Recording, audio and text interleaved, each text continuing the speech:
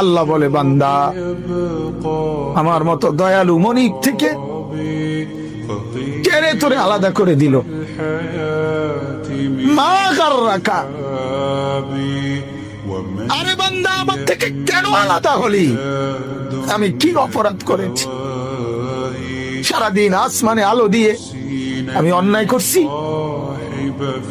আজ আবার রাতের বেলা ঘুমের পরিবেশের জন্য অন্ধকার করে দিয়ে আমি অপরাধ করছি। মা গাররাকা, এই যুবক, তোমার কাছে তোমার মালিক অপরাধ কি করছে বল না বেটা, বল। কেন সেজদা করলি না ভাইয়া? আল্লাহ তোমার কাছে কি অন্যায়টা করছে? কি অন্যায় কি না দিছে মালিক? মা গাররাকা বিরাব্বিকাল কারীম, এটা আল্লাহর ডাক। আল্লাহ বলেন, বান্দা কে রে তোরে আমার থেকে আলাদা করলো?